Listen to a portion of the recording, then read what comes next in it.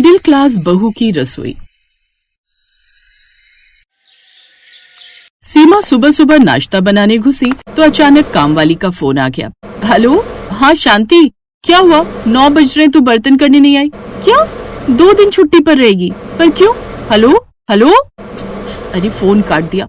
जरा बताती हूँ क्या हुआ बहू, किस पर गुस्सा कर रही हो? शांति 2 दिन की छुट्टी लेकर फिर चली गई, परसों आएगी। बोली नहीं क्यों की छुट्टी, फोन काट दिया। बहू इस महीने कितनी छुट्टियां ली हैं शांति ने? 3 ले चुकी है पापा जी। लिख लो डायरी में, 4 से ऊपर लेगी तो काट लेना पैसा। बर्तन तो कर लूं पहले, रसोई साफ करूंगी फिर बनाऊंगी कुछ। अरे बहू रात की दाल रखी है, मैं दाल का आटा गूंथ कर पराठे बना देती हूँ, तब तक तुम बर्तन धो लो। मम्मी आप आज फिर दाल के पराठे बना रही हैं? पता नहीं हमारे घर में ये रात की बची हुई चीजों पर एक्सपेरिमेंट क्यों होता है। खासकर रात की दाल पर। दादी को तो कुछ न मिले तो बस दाल के पराठे याद आते हैं। मेरी सहेली है पायल, उसके घर एक दिन कॉलेज से आते हुए मैं चली गई भाई साहब। पहले तो उसका इतना आलीशान घर है, ऊपर से रसोई इतनी बड़ी है ना मम्मी, समझ लो हमारी 3 रसोई मिलकर 1 रसोई बनेगी। अब सुनो।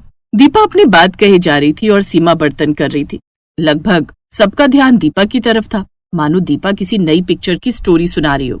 सबसे पहले तो इतना बड़ा डाइनिंग टेबल, मैं पायल के साथ बैठ गई। डाइनिंग टेबल, वो आपने देखा है दादी जैसा डाइनिंग टेबल वो सास बहू सीरियल में होता है, एक जग में, वो भी कांच का जग जिसमें ऑरेंज जूस होता है। पीना किसी ने नहीं, बस शो ऑफ के लिए। एक जग में दूध था, एक केतली चाय की भी रखी हुई थी। नौकर ये मक्खन लगा लगा कर आलू के पराठे ला ला कर रख रहे थे, पर सबने खाया क्या? Bread omelette. बस एक एक ब्रेड पर उसकी मम्मी ने हल्का हल्का बटर लगाया, साथ में ऑमलेट, और सबने नाश्ते में वही खाया। तो वो आलू के मक्खन वाले पराठे किसने खाए? किसी ने नहीं। फिर तो ये खाने की बर्बादी हुई ना। मम्मी ये बड़ी रिच फैमिली की रसोई में ऐसा ही होता है, दिन भर खाता कोई कुछ नहीं, बस बनाने का शौक है। पायल बोल रही थी कि उसके घर तीनों टाइम अलग अलग डिश बनती हैं। दीपा इससे पहले कुछ कहती कि तभी सास बोली, बहू देसी घी खत्म हो गया है क्या? डिब्बा तो खाली है। देसी घी खत्म हो गया? अभी पिछले हफ्ते तो आधा किलो लाया था। क्या करते हो घी का? इतना देसी घी 1 हफ्ता चलेगा तो फिर तो बजट हिल जाएगा ना। अरे तो मैं घी पी थोड़ी जाती हूँ, वैसे भी 1 हफ्ता हुआ नहीं, 10 दिन चल गया। आधा किलो देसी घी होता ही कितना है। और हाँ, राशन भी लाना है, बहुत सी चीजें खत्म हो गई हैं। अब ये मत कहना कि राशन कैसे खत्म हो गया, घर है तो चीजें तो खत्म होंगी। बहू ये शहद की शीशी फेंकना मत, इसे भी धो दो। तुम्हारे बाबूजी अनारदाने की गोलियां लाए थे, इसी में डालकर रख दूंगी। माँ जी वो चूरन की गोलियां इस डिब्बे में डाल दो, हाजमोला की शीशी खाली हो गई है। मम्मी और दादी को तो बस हर चीज में बचत दिखाई देती है। हमारी रसोई से अच्छी तो पायल की रसोई है, वहाँ ऐसी शीशियों में सामान नहीं दिखता। अब सीमा को गुस्सा आ गया। पहले वो गर्मी में इतने ढेर सारे बर्तन कर रही थी, एग्जॉस्ट फैन ऐसे घूम रहा था जैसे पैसेंजर ट्रेन। थोड़ी थोड़ी देर रुककर धक्के से चलना। दीपा, वंश, दादी पराठे बना रही है, आकर ले रहे हो नाश्ता या बंद करवा दूं गैस? और गैस से याद आया, गैस का बिल कितना आया है? अंकित जरा अपने फोन में मैसेज चेक कर। हाँ देखता हूँ। माँ थोड़ी सी मलाई देना। रात की कोई सब्जी नहीं रखी क्या? रात को क्या बनाया था? दाल। दीपा परसों रात का एक करेला रखा होगा, फ्रिज में से निकालकर माइक्रोवेव में गर्म करके पापा को दे दो। दीपा जैसे ही माइक्रोवेव ऑन करती है, एक चिंगारी के साथ वो बंद हो जाता है। दोबारा चला, ये भी सर्विस मांग रहा है। सुनो, नई चिमनी तो इस जन्म में मिलने से रही, कम से कम ये एग्जॉस्ट ही ठीक करवा दो।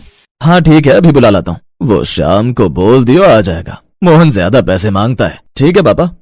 कुछ देर बाद बिजली वाले से रसोई में जंग चल रही थी। बाबूजी 250 रुपए हुए, 2 पार्ट बदले इसके।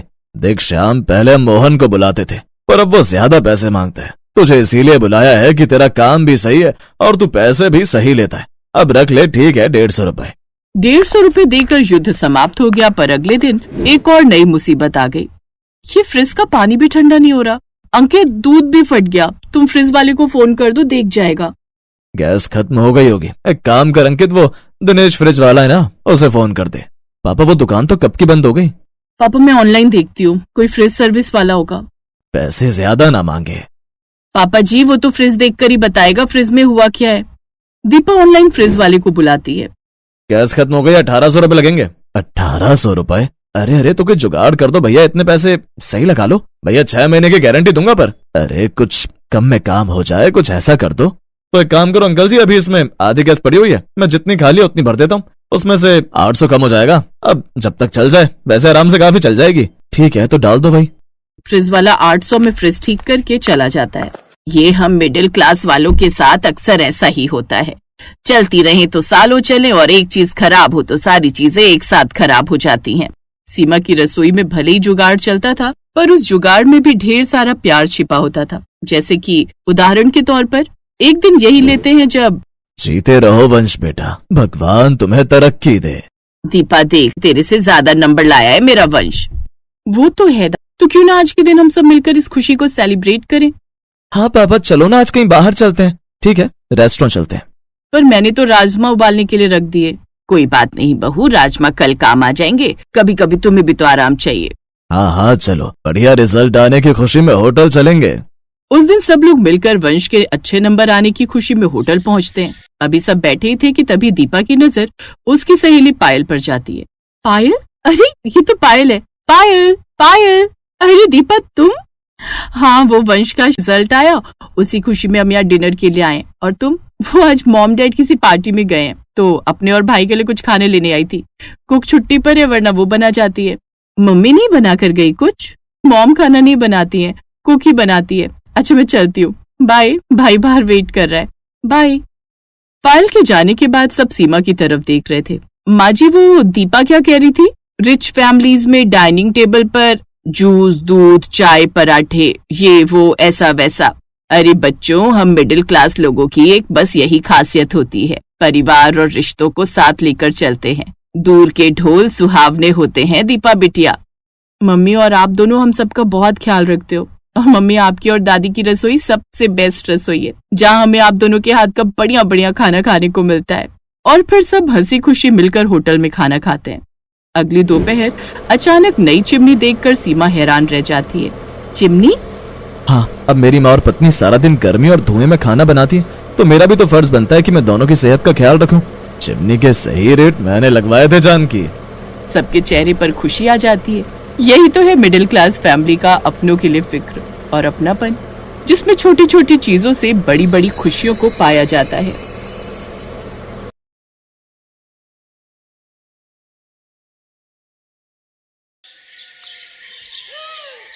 चलो, आज पहली बार मेरी जिंदगी में खुशियां आने वाली हैं। बड़े सुकून से अपना मनपसंद खाना बनाऊंगी। शालू खुशी खुशी किचन में गई, लेकिन वहां उसने कुछ ऐसा देखा जिसकी उसे क्या, किसी को भी उम्मीद नहीं होगी। उसने देखा कि किचन में चूल्हा ही नहीं था। ये क्या हुआ? इस किचन में तो चूल्हा ही नहीं है। बिना चूल्हे के मैं खाना कैसे बनाऊंगी? इन लोगों को लगा होगा कि मैं बिना चूल्हे के खाना बना ही नहीं पाऊंगी। अब देखो मैं क्या करती हूँ। शालू ने सभी हरी सब्जियों को अच्छे से काट लिया। चलो, ये तो डाइटिंग वाला खाना बनकर तैयार हो गया, लेकिन इसे खाएंगे किसके साथ? अब इन लोगों को लग रहा होगा कि रोटी बनाने के लिए तो चूल्हे की जरूरत पड़ेगी ही, लेकिन उसका भी इलाज है मेरे पास। शालू तुरंत बाहर बाजार में गई और वहां से ढेर सारी ब्रेड खरीद कर ले आई। सासू माँ, ससुर जी, आदित्य, आ जाइए, खाना लग गया है। ये सुनकर तीनों हैरान हो गए, क्योंकि तीनों एक ही कमरे में बैठे थे और अपनी बहू की हार का इंतजार कर रहे थे। क्या आप लोगों ने भी वही सुना जो मैंने सुना? हाँ, मैंने भी वही सुना, लेकिन मुझे एक बात समझ में नहीं आ रही है कि उसने बिना चूल्हे के खाना आखिर बनाया कैसे। ये तो हमें बाहर चलकर ही पता चलेगा। तीनों बाहर खाने की टेबल पर आए तो देखा हरी भरी सब्जियों से बना हुआ मसालेदार सलाद और कुछ ब्रेड रखी हुई थी। अरे यार, मेरा तो ये भी प्लान काम नहीं किया। चलो कोई बात नहीं, कम से कम इसी बहाने अब दोनों सास बहू लड़ेंगी तो नहीं चूल्हे की वजह से। वैसे बिना आग का इस्तेमाल करके बना हुआ ये खाना भी बहुत स्वादिष्ट लग रहा है और ये हमारे लिए हेल्दी भी है। लेकिन ऐसा आखिर हुआ क्यों था? क्यों आखिर उस घर में बिना चूल्हे वाली रसोई बनाने की जरूरत पड़ गई?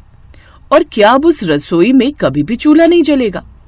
ये जानने के लिए हमें कहानी में थोड़ा पीछे चलना होगा।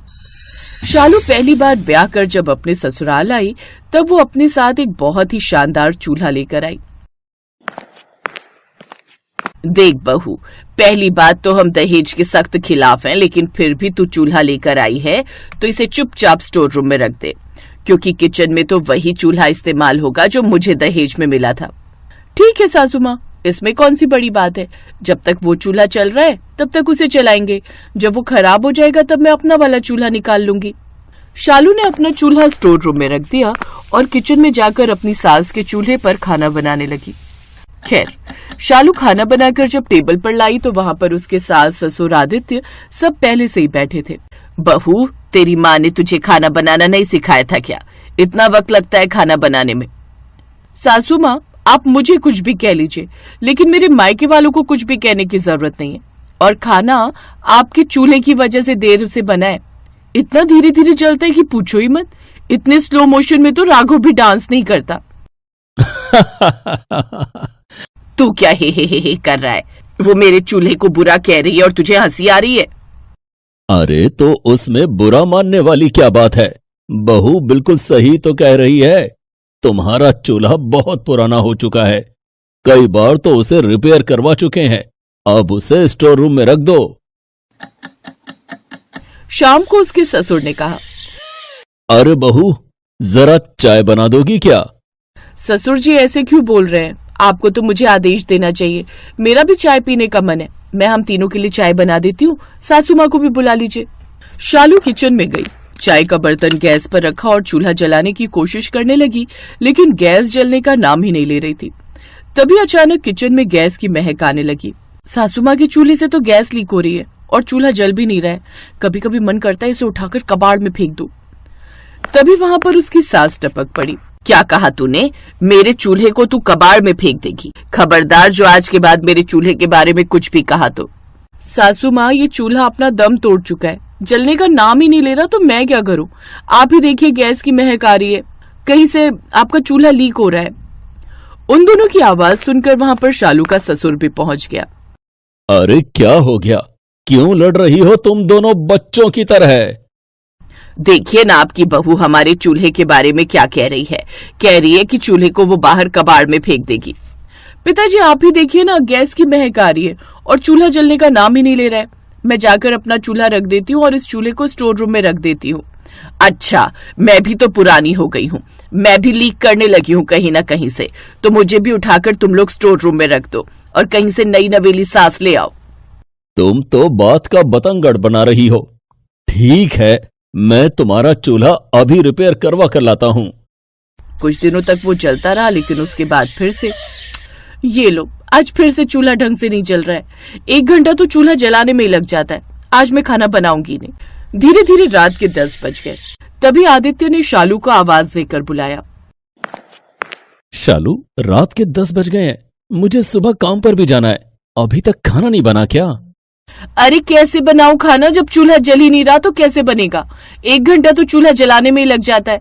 मैं नया चूल्हा लेकर आई हूँ, वो बेचारा स्टोर रूम में रखा हुआ है, उसकी कोई इज्जत ही नहीं। अभी तक तो सब कुछ ठीक से चल रहा था। जब से तेरी बीवी इस घर में आई है, तब से इस घर में हर रोज मेरे चूल्हे को लेकर लड़ाई हो रही है। ऐसा करती हूँ, इस चूल्हे को लेकर मैं ही इस घर से निकल जाती हूँ, फिर सारा मामला ठीक हो जाएगा। माँ, एक चूल्हे को लेकर इतना ज्यादा पजेसिव क्यों हो रही हो? हम लोग आपके चूल्हे को कहीं बाहर फेंकने तो नहीं जा रहे। उसे चुपचाप सजाकर स्टोर रूम में रख देते हैं। हर रोज आप उसके दर्शन कर लेना। शालू नया चूल्हा लेकर आई है, उसमें जल्दी खाना भी बन जाएगा। नहीं, रहने दो। मैं अपने चूल्हे को लेकर घर से भाग जाती हूँ, फिर तुम लोग अपने नए चूल्हे के साथ खाना बनाना। तुम दोनों जब देखो तब उस चूल्हे को लेकर हमेशा लड़ाई झगड़ा क्या करती हो? तुम बहू का नया चूल्हा किचन में नहीं रखना चाहती और बहू पुराने चूल्हे के साथ खाना बनाना नहीं चाहती। सासू माँ, ससुर जी, मैं उसी पर किसी तरह से खाना बना लिया करूंगी। देखा, आखिरकार जीत मेरे चूल्हे की हुई। इसीलिए कहती हूँ बहू, अपनी सास से कभी पंगा मत लेना। और शालू उसी में खाना बनाने की कोशिश करने लगी। वो बार बार चूल्हा जलाने की कोशिश कर रही थी, लेकिन चूल्हा जल ही नहीं रहा था। तभी अचानक गैस लीक होने की वजह से आग पकड़ ली। शालू की साड़ी भी जलने लगी। वो जोर जोर से चिल्लाने लगी, आदित्य बचाओ, पिताजी बचाओ, बचाओ। आदित्य ने बाल्टी भर भर कर जल्दी से पानी डाला और थोड़ी देर में आग बुझ गई। 3 दिन के इलाज के बाद शालू ठीक होकर वापस घर आ गई। पड़ गई तुम्हारे कलेजे को ठंडक। ये तो अच्छा हुआ कि वक्त पर आदित्य ने पानी डाल दिया, वरना कुछ भी हो सकता था शालू के साथ। अब क्या उसे भगवान के पास पहुंचा कर ही मानोगी? बहू मुझे माफ कर दो, मुझे अपने चूल्हे पर अहंकार हो गया था। आज जो तेरे साथ हुआ है कल वो मेरे साथ भी हो सकता है। किसी की जिंदगी के साथ खिलवाड़ करने का मेरा कोई हक नहीं। आदित्य बेटा, मेरा चूल्हा स्टोर रूम में रख दे और जो चूल्हा बहू लेकर आई है उसे रसोई घर में रख दे। आदित्य ने नया वाला चूल्हा रसोई घर में रख